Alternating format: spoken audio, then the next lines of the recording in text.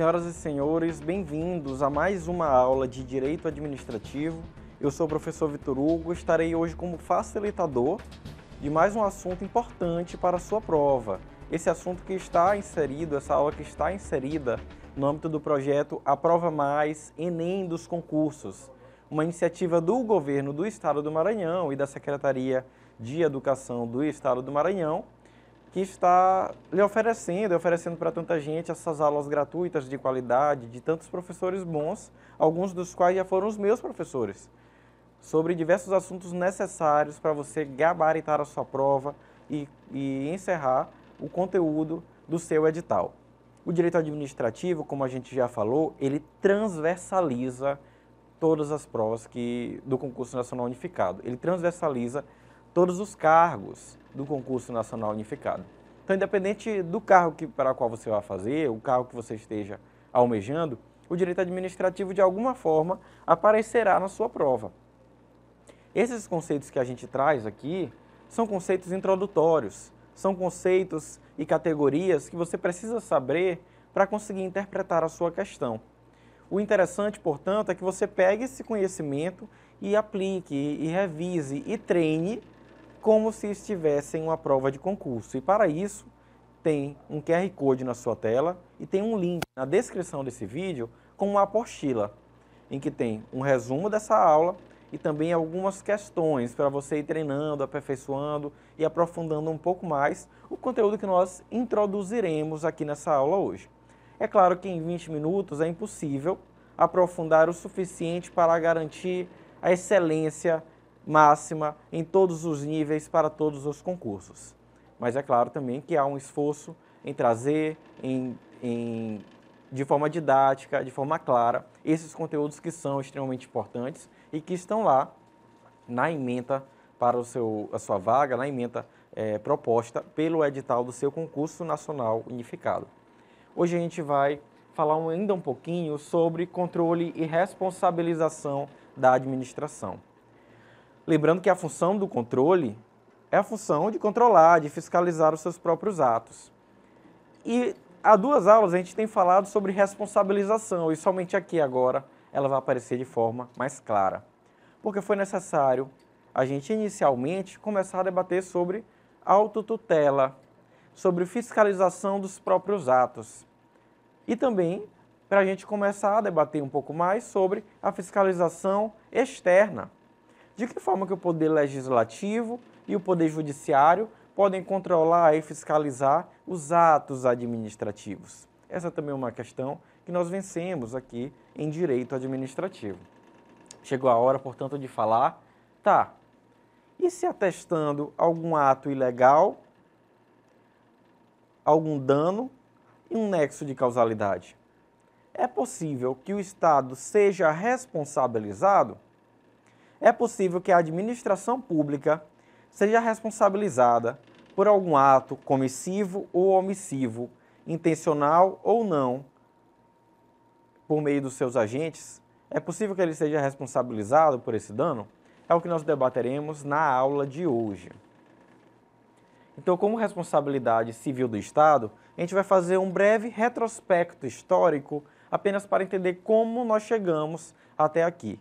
Como nós chegamos na teoria da responsabilidade do Estado adotada no Brasil. Inicialmente, nós temos um primeiro estágio, uma primeira fase, que é a fase da irresponsabilidade estatal. Muito antigamente, nessa fase, se conduzia essa ideia de que o rei não errava. Assim, o Estado não respondia pelos danos prejudicados a terceiro.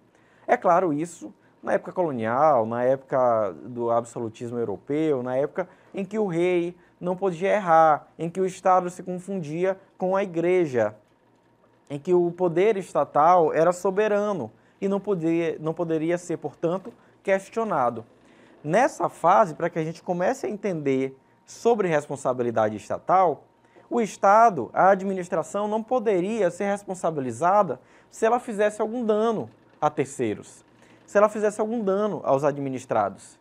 E assim se entendia porque, ora, o poder que estava constituído não poderia errar. Ele não é passível de erros. Se ele não erra, ele não tem responsabilidade de indenizar ninguém. Em uma segunda fase, no segundo estágio, nós temos a fase da responsabilidade subjetiva. A gente sai da irresponsabilidade absoluta e a gente vem para a responsabilidade subjetiva. Lembrando que geralmente quando a gente fala de subjetivo, estaremos falando de sujeito. Tem dois momentos distintos, quais sejam a teoria do risco e a teoria da culpa anônima. A teoria do risco sustentava a dupla personalidade do Estado, por meio da dicotomia entre atos de império e atos de gestão, que vocês também já aprenderam. Quando o Estado atuava por atos de império, não havia responsabilidade estatal. Quando o Estado atuava por atos de gestão, ele acabava se equiparando aos particulares e, portanto, havia responsabilidade estatal. Quando a gente fala de atos de império, são aqueles atos soberanos, são aqueles atos que são exercidos, executados e que geram seus efeitos independentemente da vontade do administrado. Nesses casos, se tinha que o Estado não tinha responsabilidade estatal porque eram os atos que precisavam ser executados, eram os atos que não precisavam de gestão, de vontade negocial. E quando se tratava de atos de gestão, o Estado sim poderia ser responsabilizado. Para isso, era necessário que fosse demonstrada a culpa e o dolo do agente público provocador. Ou seja, se a essa época o agente público ocasionasse algum dano a terceiro ou algum administrado, era necessário comprovar que houve um dolo, uma intencionalidade naquele ato, naquele dano, ou uma culpa. No caso, uma culpa que poderia ser por imprudência, por negligência, por imperícia, por parte do agente público. Teoria, portanto, subjetiva da responsabilidade. A teoria da culpa anônima ou culpa administrativa exige a culpa ou dolo da administração pública, mas dispensa a identificação do agente público. Basta a vítima comprovar a falha do serviço. Por exemplo, o serviço não funcionou, funcionou mal ou funcionou com atraso. É um exemplo da teoria da culpa anônima. Em um terceiro estágio dessa evolução histórica, nós temos a fase da responsabilidade objetiva. Saímos, portanto, da fase da irresponsabilidade, passamos pela fase da responsabilidade subjetiva, em que se precisava comprovar culpa ou dolo do agente, e aqui nós chegamos à fase da responsabilidade objetiva. Ela foi introduzida no Brasil pela Constituição de 46. Por ela, o Estado responde pelos atos ilícitos ou ainda os atos lícitos, se eles gerarem algum dano desproporcional aos particulares, sem que seja necessária a demonstração de culpa ou de dolo, que são elementos subjetivos. Ou seja, na teoria objetiva, eu não vou precisar demonstrar culpa ou dolo para identificar o dever de responsabilizar o Estado, ou a responsabilização estatal. E justamente isso porque eu não tenho um elemento subjetivo, que é de sujeito. É, portanto, uma responsabilização objetiva, passando direto pelo elemento, passando sem observar o elemento da subjetividade, seja ele o dolo ou a culpa. A responsabilidade objetiva, que ainda é adotada no Brasil, ela funda-se na teoria do risco administrativo e na repartição equânime dos encargos sociais, que deriva do princípio da igualdade. Se o Estado atua em benefício da coletividade, eventuais danos decorrentes dessa atividade, que sejam suportados por indivíduos determinados, devem ser distribuídos para todos. A gente tem aqui, é claro, a ideia de responsabilidade objetiva. Na teoria do risco administrativo, a responsabilidade objetiva está fundamentada, em regra, aqui no Brasil, na teoria do risco administrativo e não na teoria do risco integral. A distinção entre essas duas teorias está na possibilidade ou não, respectivamente, da alegação de algum excludente pelo Estado. Vamos lá, até agora a gente está falando da responsabilidade objetiva do Estado. Nessa ideia de responsabilidade objetiva do terceiro estágio, como é adotado aqui no Brasil, o Estado será responsabilizado independentemente de culpa, se ele causar dano a terceiro.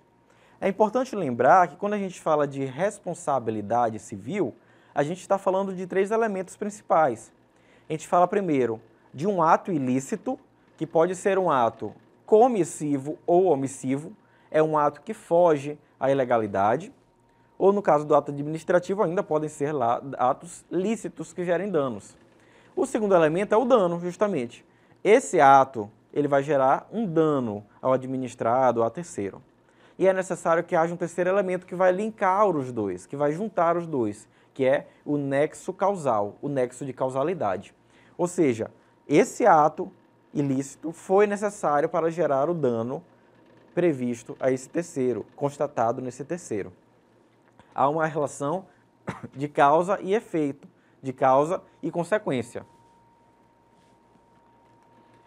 Então, na modalidade objetiva, por risco administrativo, o Estado pode alegar excludentes do nexo causal, que, por conseguinte, afastam o dever de indenizar como culpa exclusiva da vítima, caso fortuito ou força maior.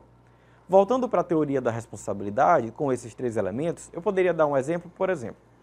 Estou transitando na via, vem uma viatura policial e bate no meu carro.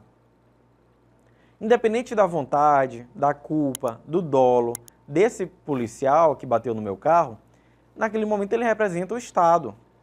E o Estado, naquele caso, se for constatado que a culpa foi do policial, que a culpa foi da viatura policial, ele terá o dever de me indenizar. Porque, por um ato ilícito, ele gerou o dano ao meu carro, um dano material, digamos que tenha sido apenas um dano material, mas também poderia ter sido um dano estético ou de outras naturezas, e houve um nexo de causalidade entre o ato e entre o dano. Portanto, o Estado, independentemente da culpa do agente público, ele terá o dever de me responsabilizar, terá o dever de me indenizar por aqueles danos.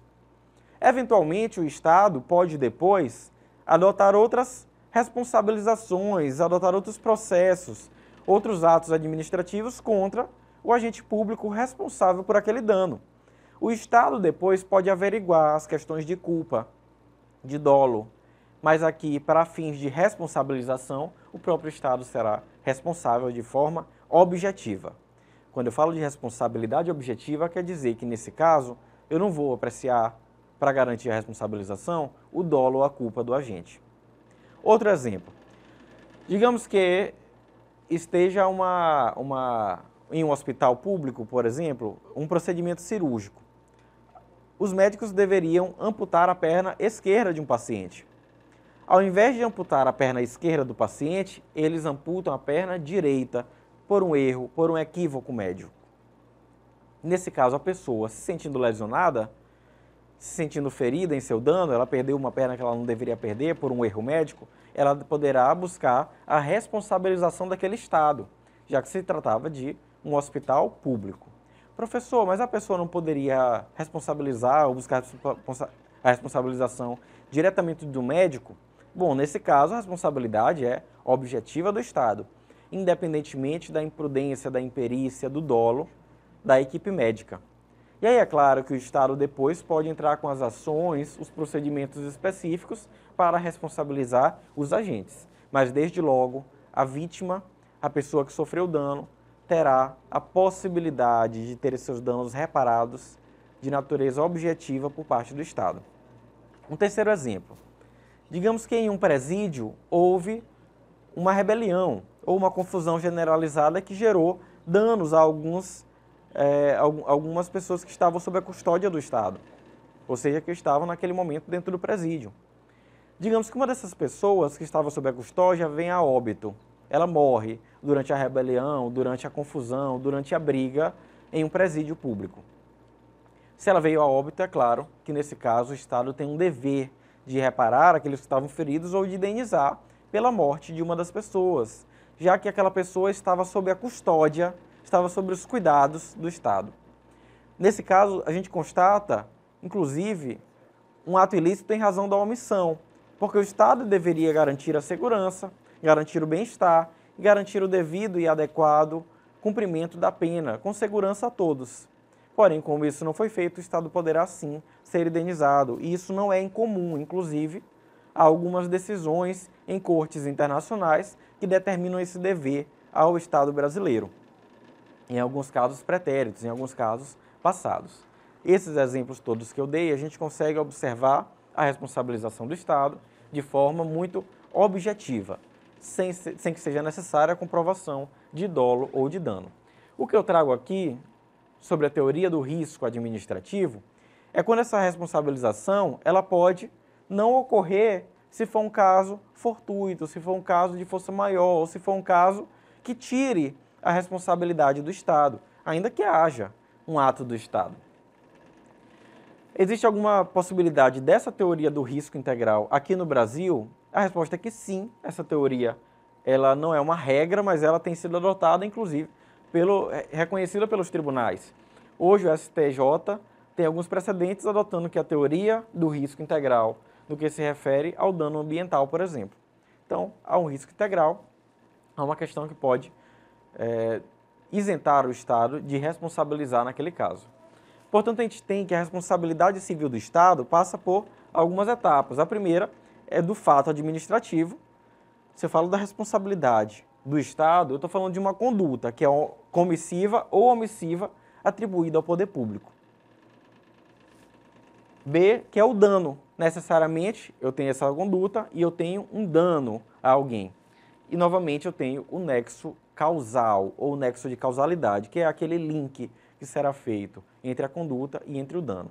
Necessariamente tem que ter o nexo causal, necessariamente a conduta tem que levar àquele dano específico. Quais são as causas excludentes, né? A primeira causa excludente é a culpa ou fato exclusivo da vítima, por exemplo. Digamos que uma vítima, uma pessoa, se coloca indevidamente, se coloca na hora errada, fora da faixa, na frente de uma viatura policial, ou na frente de uma ambulância, ou na frente de algum imóvel público, de algum carro público. Naquele caso, a gente poderia constatar, a depender da especificidade, uma culpa ou fato exclusivo da vítima. Independe da vontade dos agentes. A vítima, embora tenha ali a necessidade de atuação do Estado, que já que era um carro que estava em trânsito, a vítima se coloca naquela situação integralmente, sem que fosse possível que o motorista previsse ou evitasse aquele dano final. Então, embora a gente tenha o nexo de causalidade, a culpa ou fato exclusivo da vítima isentaria o Estado, excluiria esse dever de indenizar do Estado. A segunda hipótese é o rompimento do nexo causal, é o fato exclusivo de terceiro. Ou seja, um terceiro interrompe, um terceiro vem e causa aquele dano e possibilita aquele dano. Então, é claro que, nesse caso, o Estado não poderia ser responsabilizado. A terceira hipótese é o caso fortuito ou de força maior, que se refere aos eventos imprevisíveis, eventos que não podemos prever. Por exemplo, o caso de uma chuva torrencial que faz desabar algumas casas, o fato de uma enchente, algum fato, por exemplo, evento da natureza, algum caso fortuito, algum caso que é de força maior, o Estado não poderá ser responsabilizado, porque nesse caso realmente independeria dele pensar, prever aquele dano que foi gerado. Caso fortuito e fortuito externo que nós temos, a doutrina faz essa distinção entre fortuito interno e externo e afirma que só é caso de excludente o chamado fortuito externo, que não integra o risco da atividade envolvida. Quanto à ação regressiva, é aquela possibilidade que comentamos que o Estado tem, já que vai responder objetivamente, de entrar com uma regressiva, de entrar com procedimentos específicos e próprios para responsabilizar efetivamente aqueles agentes. Se a administração pública, por exemplo, tiver que indenizar alguém por algum ato ilegal de algum agente público, ela pode depois entrar com uma regressiva contra aquele agente público para que ele indenize o Estado também. Então é certo que o Estado, após indenizar a vítima, tem o dever de cobrar regressivamente o valor desembolsado perante o respectivo agente público, causador efetivo do dano, que agiu com dolo ou culpa. No exemplo do hospital que eu dei, o Estado poderia entrar com uma ação regressiva contra o médico, por exemplo, que agiu de forma imprudente, de forma a observar a imperícia, no caso do procedimento médico. No caso do presídio, também o Estado poderia ingressar regressivamente contra, por exemplo, os agentes penitenciários, os policiais que deveriam cuidar da fiscalização e da ordem naquele ambiente público. Quanto à responsabilidade do Estado por omissão, o STJ, Superior Tribunal de Justiça, entendeu que a posição majoritária é a de que a responsabilidade civil do Estado, em caso dos atos omissivos, é subjetiva. Ou seja, se eu tenho um ato omissivo, eu tenho a possibilidade de avaliar questões de dolo ou culpa. O STJ também tem esse entendimento, isso porque o 37, parágrafo 6º da Constituição, determina a responsabilidade objetiva do Estado, sem fazer distinção se a conduta é comissiva ação ou é omissiva. Na primeira questão de revisão, nós temos que, no caso dos danos decorrentes de omissão do Estado, prevalece o entendimento de que deve ser aplicada a teoria, está correta a opção D, a teoria da culpa administrativa, exigindo a demonstração de que o Estado tinha o dever legal de agir, além do comportamento estatal omissivo, o dano, o nexo entre a omissão e o dano, a culpa ou o dolo. Exatamente aqueles elementos da responsabilidade que comentamos há pouco. É causa atenuante da responsabilidade civil do Estado a culpa concorrente da vítima, a força maior, a culpa exclusiva da vítima, a culpa de terceiros ou o caso fortuito. Nesse caso está correta a letra A, culpa concorrente da vítima.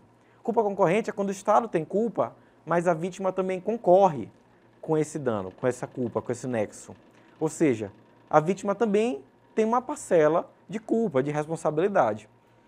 O dano até poderia existir, mas talvez não naquela extensão se a vítima também não tivesse contribuído para aquele resultado final. Nesse caso, o Estado pode até se responsabilizar, mas a responsabilização pode ser menor. A indenização eventualmente pode ser menor, porque a vítima também foi culpada para aquele dano. É o caso de culpa concorrente da vítima. Aqui a gente fecha esse ciclo de controle e responsabilização da administração. Não deixe de revisar, porque a responsabilidade civil do Estado é tema batata de cair na sua prova e nos seus estudos para concurso. A gente se encontra na próxima aula. Continue estudando Direito Administrativo e não deixe de praticar as questões propostas na apostila do link que segue na descrição do vídeo. Um abraço do professor Vitor Hugo e até a próxima aula.